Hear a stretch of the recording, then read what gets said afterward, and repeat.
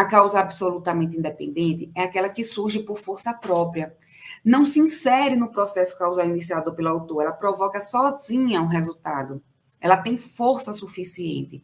Então, vamos imaginar, por exemplo, voltei aqui. Vamos imaginar, por exemplo, eu dou veneno para alguém. Eu dou veneno para essa pessoa, a partir daí, com a minha conduta, eu dei início ao meu processo causal. Ele está lá, a pessoa não morreu ainda, então o processo causal está seguindo.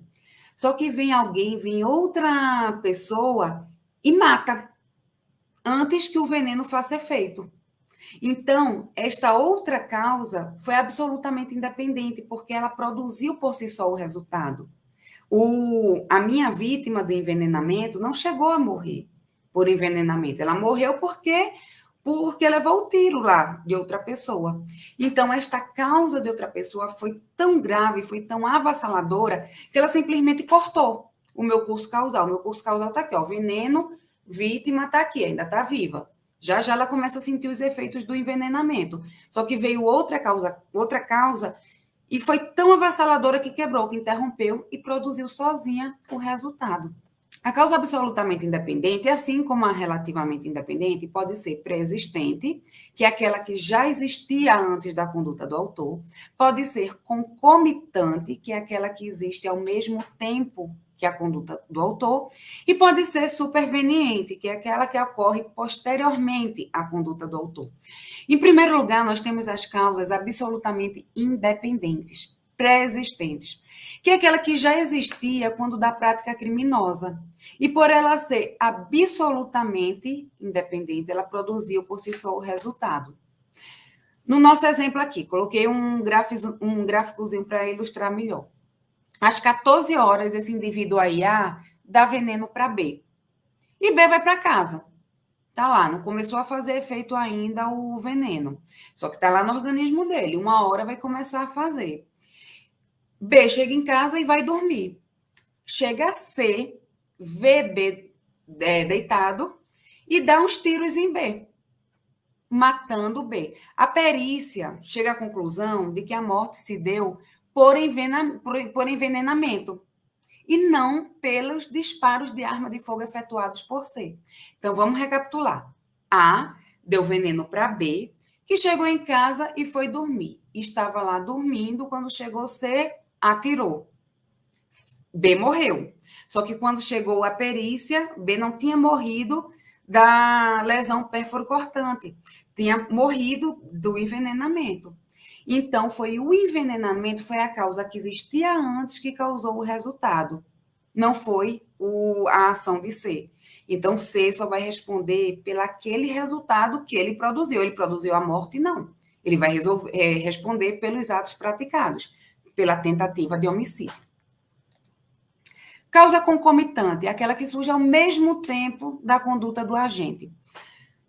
No nosso exemplo aqui, A dispara arma de fogo contra B. Só que nesse mesmo momento, sem ter nada a ver com a conduta de A, o teto desaba na cabeça de B. Ou seja, B está lá. Olha, coitado do B. Além de levar tiro, o teto desabou na cabeça dele. Quando chega a perícia, a conclusão é de que a morte se deu por traumatismo craniano, em razão do desabamento do teto, e não pela ação do revólver. Então,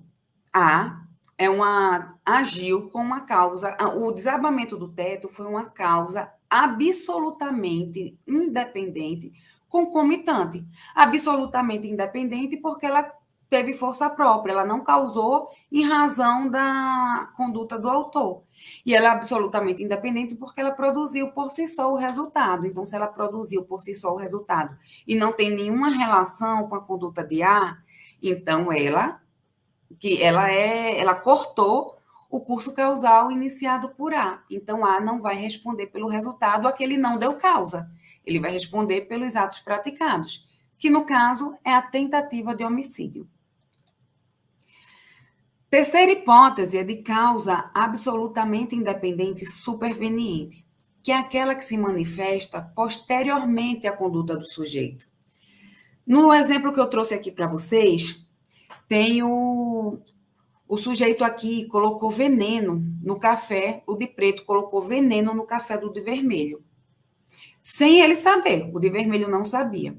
Então, ele se despediu, o de vermelho pegou a moto dele e estava indo para casa. Quando ele estava indo para casa, ele sofreu um acidente de trânsito. A perícia constata que o veneno ingerido ainda não tinha surtido efeito, não tinha começado a fazer efeito, que a morte se deu por politraumatismo, em razão do acidente automobilístico. Então, o agente aqui que envenenou não deu causa ao resultado. A causa do resultado foi o acidente automobilístico, que cortou o curso causal que tinha iniciado pelo agente.